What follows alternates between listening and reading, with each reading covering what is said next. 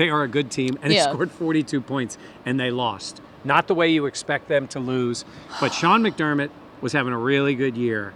This was a really bad day for him.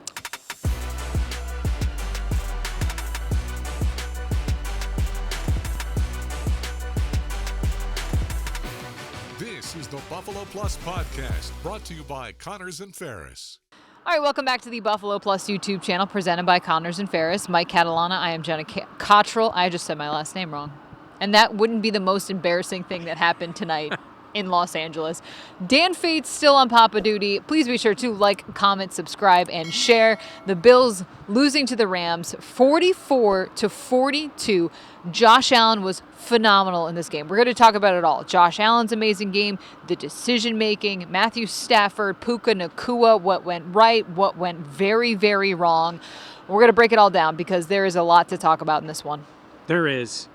And I was thinking, we are going to talk a lot about Josh Allen because in this loss, I think he might have won the MVP. Yeah. We got to start with Sean McDermott.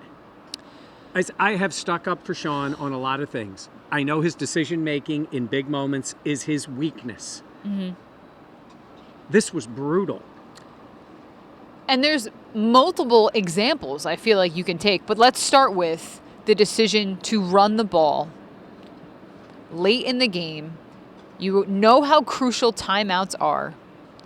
And for you to run the ball, not get in, need to take a timeout. Listen, it is a gift from the gods to still have 3 timeouts left in the game. They didn't need to use them. If they'd had 2 timeouts, 1 timeout, take it. Yeah. Take it, stop the clock, get the touchdown. You're kicking an onside kick anyhow. Yeah. I'm sitting there thinking, wait a minute, you're going to run it here? I saw Josh run up to the line. You're going to run it here? I'm thinking if he doesn't get in, you can't stop the clock without using a timeout. Yeah. And we don't have to tell you guys, you know this. With 2 timeouts, if there was 2.5 minutes to go, different story. Different story. Under the 2-minute warning, it means onside kick, which is I'm not saying you or I could field an onside kick, but I think you and I might be able to field an onside kick. We probably would have the same percentage of getting it done. And you go where you take that away. I would have rather seen them scramble, spike the ball, whatever it is. Brutal decision. Execution. I talked to Spencer Brown. He's like, we need to get that touchdown. You're right. Just take 1 half step but back. Yes. But that wasn't the issue. The issue was the decision to blow what you had. Jenna, they could have gotten the ball back to win the game with a field goal. Yes, and that's why on the sidelines, when they ran up to the line, I was like, oh, that's kind of weird. Like, maybe they're going to fake it. I don't know. Maybe Josh was going to run to the outside. Maybe afterwards they would spike it. And then and Sean McDermott even talked about postgame, it takes a lot of time for you to pick guys up off the pile and all those things. And it was just like, it was so infuriating because you saw the way that Josh played. This team felt like they were on the mat. Down, 17? Yeah, multiple times 17. Fourth quarter, 17 The Rams points. led the entire game, and you had yourself with a shot, and it's these self-inflicted wounds that I think Bills fans really struggle with because you have such a phenomenal quarterback. Again, I think you talked about it, like the MVP, what he was able to do, like the conversation around Josh. Scored a record for a quarterback in fantasy football, 51.8 points, and you still lose. Now, the situation at the end, if you keep your 3 timeouts, let's say it takes you 3 passes to score. Yeah. It took 17 seconds off the clock. You score. You still have your 3 timeouts. There's like 1:10. Yeah. When you have 3 timeouts, they're only using, 6 seconds of play? Yeah. So here's the difference. You kick it deep. What does that do? Well, first of all, if you stop them, you have better field position. Mm-hmm. 2, they won't go for it on 4th down at their own 34-yard line. If you kick an onside kick, you saw at the end they were even thinking about going for it, then they punted it. The game was over. Yeah. I mean, it didn't help. They had 9 players on the field on the last punt. Matthew Smiley, bad day. It's just so disappointing because you saw what Josh did and how phenomenal he was. 6 total touchdowns. And then you have horrendous special teams. Yeah.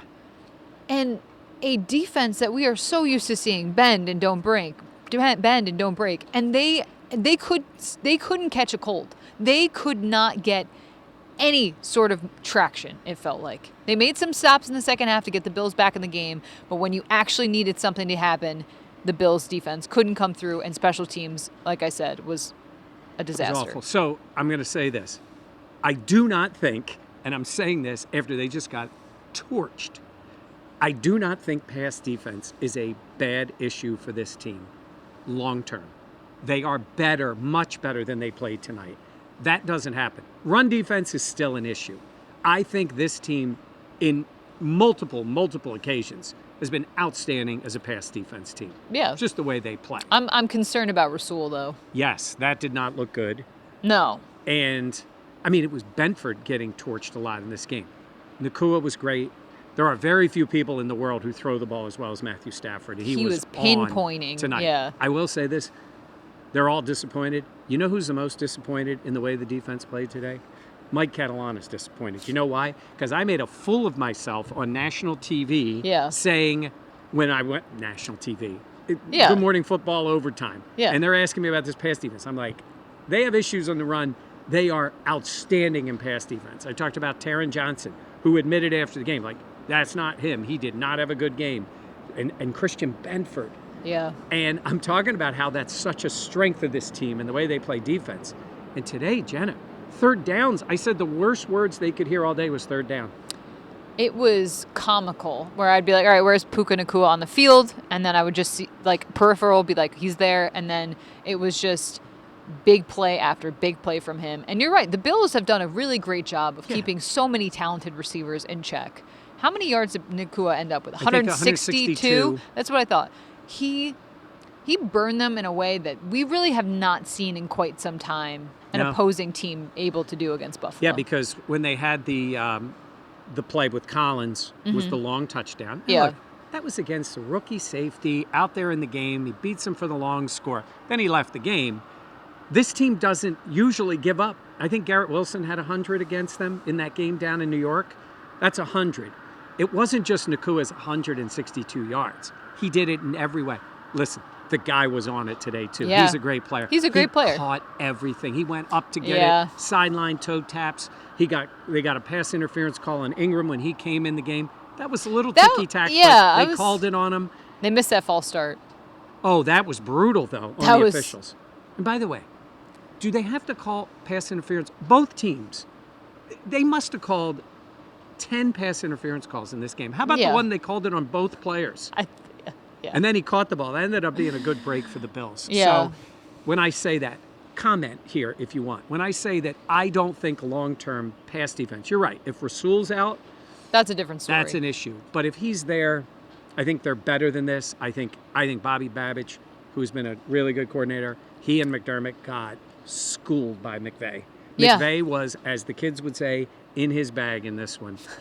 Everything. That's right? Yeah. Okay, just making sure. I laughed. Everything he wanted to do. The pitch plays, the sweeps, the touchdown. You're right, though. They call that false start. Things are different. By the way, I do agree with McDermott's decision to take the holding penalty, take them back 10 yards. It took them out of field goal range. They then complete the pass back to almost the same spot and go for it on fourth down anyhow and convert. But I thought on that last drive, go ahead and take it because they probably would have gone for it. They did. They went for it at 4th and 5. I think they would have gone for it at, 4th and 6? I think so, yeah. And they would have gone for it then. They ended up converting. But you take them back 10, they're out of field goal range. If they throw an incompletion, they probably have to punt 4th and 16. They didn't get that play because they didn't make plays. Sean McVay definitely watched the Buffalo Plus YouTube channel because we talked about how he needed to be aggressive in this game. He was. Not settle for field goals, and they went for quite a bit on fourth down. He did early when he went for the field goal, and I'm like, hey, Sean, because I know. Yeah. I'm an expert. And I said, you can't beat the Bills with field goals. And he's like, you know what, Mike, you're right. I'm going to score a touchdown every time we have the ball. The Rams punted once? Yes. No. At the end of the game. And the Bills said, you know what? We've got so little practice with punt return. We're just only going to put 9 guys out there. How does that happen? See, I think that's the frustrating thing is because this team is so good. And for there to be such catastrophic, honestly, lapses in decision-making and special teams. That has been a theme throughout the collapses that the Bills have had. Look, the Bills have played really well. They've been in great games. This was for their 8th straight win if they were going to Right. get it done. Yes. But it's so frustrating because it's moments like this where it's those critical games and it feels like it's not Josh. It's everybody else around him. And that's the one thing that, like, big picture, the Bills are still AFC East champions. Yeah. This game would have been for 8 in a row. That's a lot. Like, they still have most of what they want in front of them. We'll see with the Chiefs and all that stuff. They're still trying to chase the Chiefs. We'll see about the Steelers. But I think the frustrating thing is you see just how good Josh is. And it's like, why are these games not equating to wins? Yeah. It's a negative pod. It is, because there's so many negative things outside of Josh Allen. I do want to mention a few positives. Yeah. Khalil Shakir is fantastic. He's just that dude. Honestly, I am constantly impressed. I feel like I've continued to move the goalposts back for him this season because of what we've seen and his ability to just make plays. And then today, once again, I was like, this dude made some really tough catches. And then obviously the touchdown, I was just like, what was it, a 51-yarder? I was just like, this is... Yeah. We don't give him enough credit, and we've talked about how impressed we've been by him this season. Yeah, and I said, if he could try to model his game after Cooper Kupp, who's still tough and still good, made a beautiful touchdown catch. Made a couple nice plays, yeah. I got to tell you, Shakir was the second best wide receiver on this field. Puka was the best. But he has the ability, like you see him, how in the world he caught the one down near the goal line. Yeah, I don't know. Allen, Mac Hollins coming through with another touchdown for them. Yeah. They didn't get a lot. I thought Amari Cooper had some nice plays. Yeah, a he couple did. that didn't work out. They definitely were trying to get the ball down the field to them. Yeah. I thought the offense was a little disjointed. Defensively, there's very few people you can say anything positive. Early in the game, Daquan Jones and Austin Johnson both made some plays, and then it was about it. Matt Milano whiffed on a tackle. I mean, what you don't normally see from Milano. Yeah. I know they're ramping him up. Mm-hmm. It hasn't been great. He got a little bit better, I think, in his attack mode, a little bit more. Not great. I think his drops in coverage when they've needed him to do that are not what they needed him to be today because obviously they picked the defense apart. Yeah, McDermott was asked point blank about Ed Oliver. Are you getting enough from Ed Oliver? And Sean, very diplomatically talked about how the entire team needs to be better. But I think for a lot of people, it's like the pass rush really disappears, it feels like, in big moments. That's obviously why you have these guys, is to make impactful plays. And I think for a lot of people, it just felt like they once again did not rise to the occasion. You earn the right to rush the passer, right, is what they say. But get them in pass downs. Yeah. And when they were in them today, they converted. But they converted both with the run and the pass. They were not great against the run. But honestly, the run wouldn't have killed you today. No. It was the pass defense. Just brutal. Special teams, just brutal. Decision making, brutal. I do think that this is a desperate Rams team. 6-6 coming in, still trying to figure out the NFC West. I think this was a kitchen sink kind of game for Sean McVay. But obviously, and Josh Allen said it after the game, I believe Sean McDermott as well, the Rams played with an urgency that the Bills just did not have in this game. So we were asked about all week. We talked about trap game kind of thing. Yeah. And I do see some of that. No excuse for that, though. They knew, they know who they're lining up against. Yeah. I mean, it's Stafford, it's Nakua, it's Kupp. Like, they got some boys on this team that can play. Yeah. And they were ready. And by the way, Bills Mafia showed up. Yeah, it was loud. Loud. There was a ton of Bills fans. Late in the game, Rams on third down, I had to pull my ear away from the speaker because I was like, wow, it is loud. So fans showed up. That was great for them. Real quick, we got a chance to meet Josh's uncle Steve. Oh, yeah, and his aunt. They were so sweet. Awesome. Precious people. So proud of him. Very cute. Told us how, awesome of a young man he is. Yeah. Showed me a picture of Josh's 21st birthday when Uncle Steve, took him to Vegas. That was a cool dude. He's a farmer. Yeah. He goes, we're farmers. That's our family. Loved that. That was the best part of the day. It was really cool. Well, there was a lot of family here today. Yeah. There's a lot of family. For Josh, obviously, being from California, Alec Anderson, I know, had a bunch of family in town as well. It felt like a lot of people had people come out for this game. And it's upsetting because Bills Mafia, I want to hear, like, in the comments, what is your takeaway from this game, positive and negative, and what do you make of this loss? Now, look, you have I think this, how do I want to phrase this? I think a loss always fine-tunes and puts into focus some of the things that when everything's winning, everyone's winning, and it's just all gold, sometimes there's little details that are just not accounted for. So I think before the playoffs, it's important to, maybe not in this way, but obviously this is the reality check that the Bills are getting now, that maybe in the long run, this will turn out to yield good results down the line. Yeah. But obviously right now, it's incredibly frustrating because Josh. We're recording this late on Sunday night. Yeah. The Chiefs are playing, and so we don't know the result of that. We know the Steelers won, so I mean they're tied with them. Like there's a lot going on now. This game hurts them in the standings. Mm-hmm. You know, we'll see how it all plays out. But they did play a good team. You made that point. They are a good team, and they scored 42 points, and they lost. Not the way you expect them to lose, but Sean McDermott was having a really good year.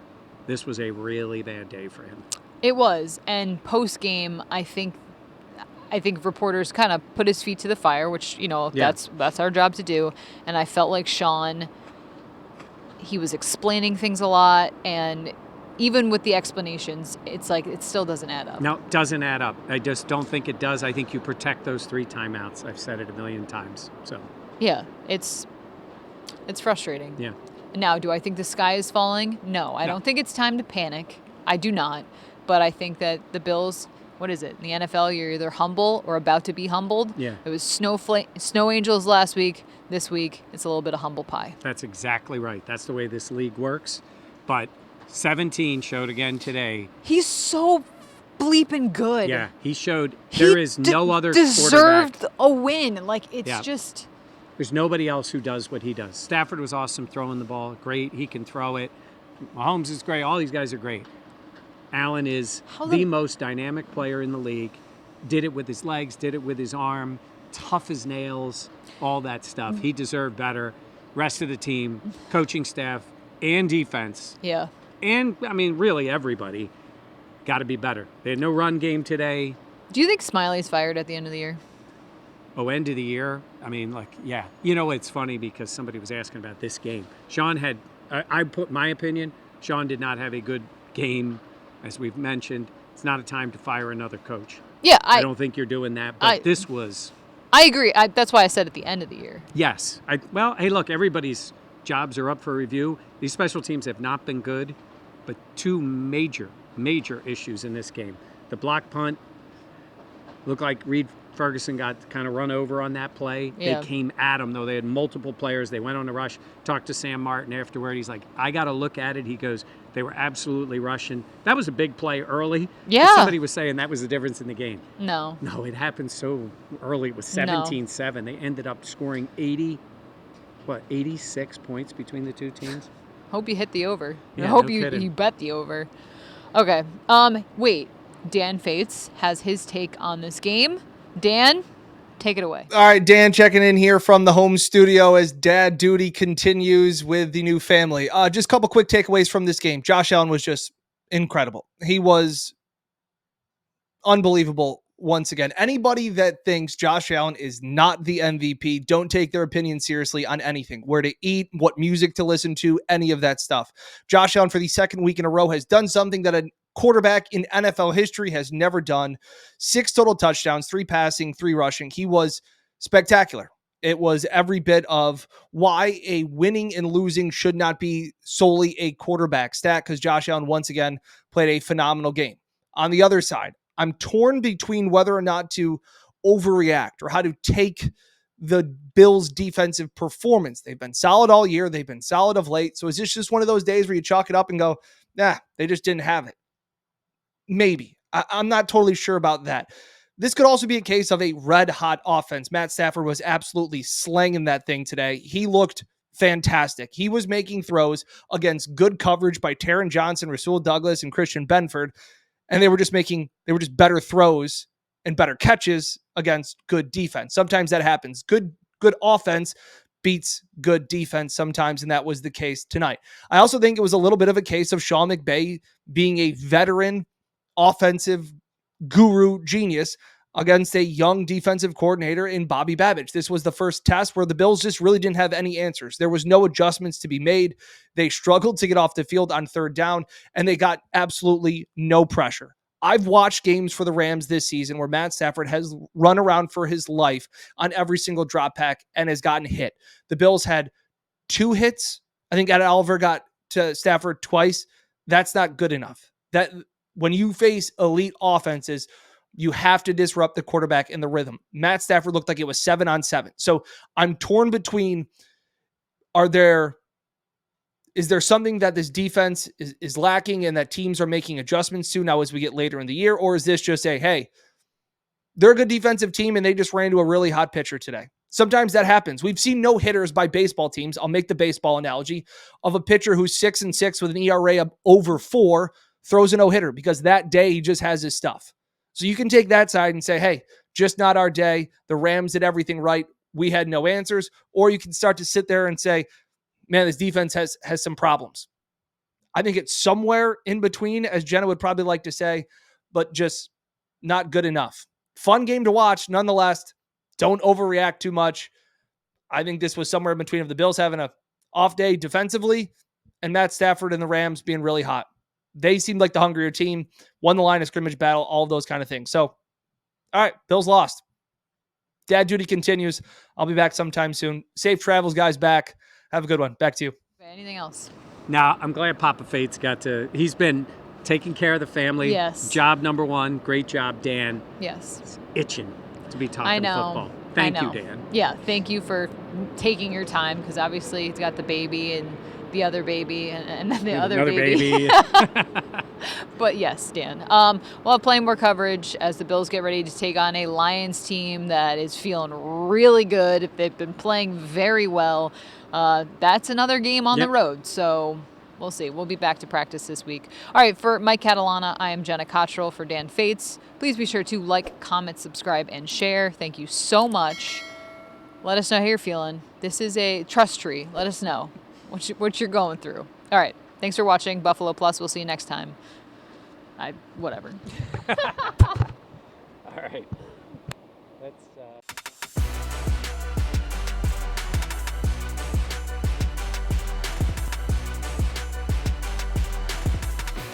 This is the Buffalo Plus Podcast, brought to you by Connors and Ferris.